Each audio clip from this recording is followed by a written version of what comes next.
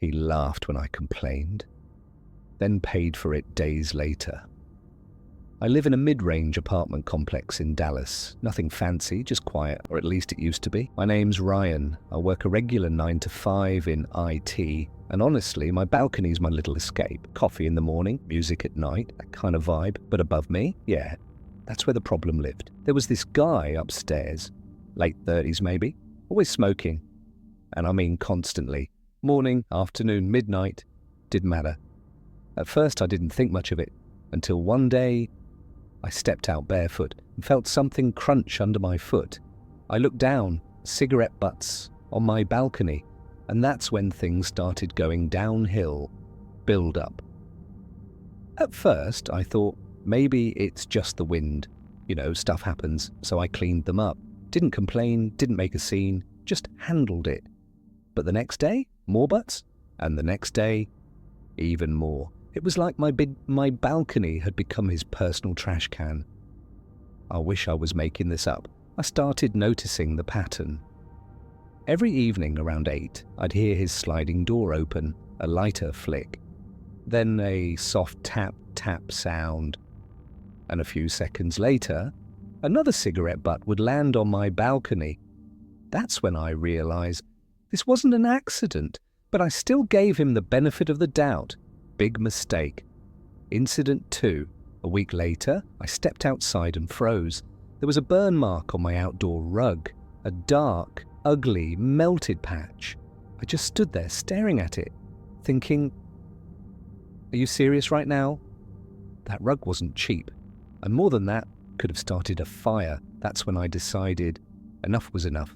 I went upstairs, knocked on his door. He opened it halfway, cigarette already in hand. I kept it calm, respectful. Yay, man, I think your cigarette butts are falling onto my balcony. He looked at me, completely blank, then shrugged, and said, maybe they just blow over sometimes. That line stuck with me, because it wasn't an apology, it wasn't even denial, it was dismissal. Like I didn't matter, like it wasn't his problem. And right there, I felt something shift.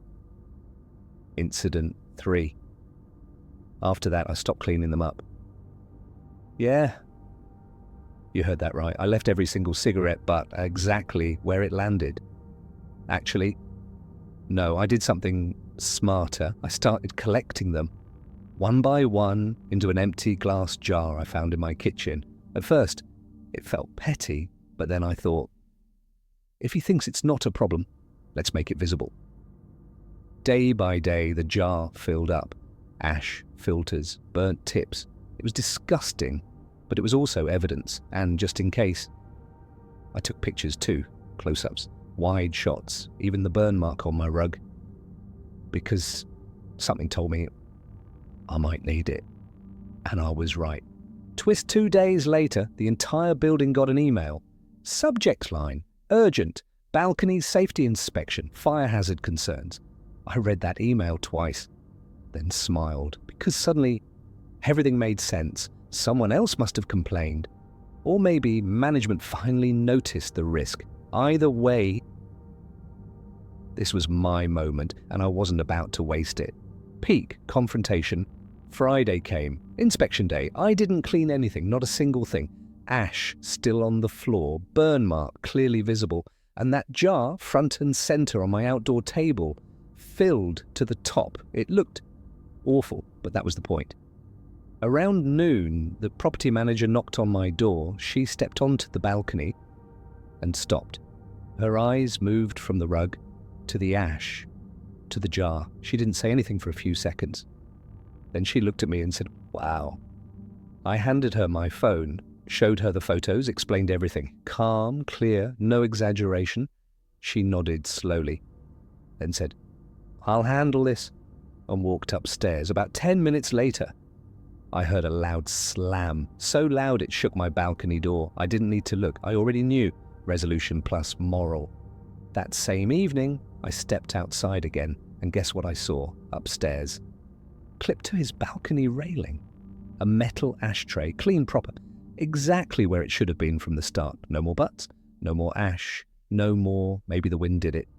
Just silence. And respect, finally.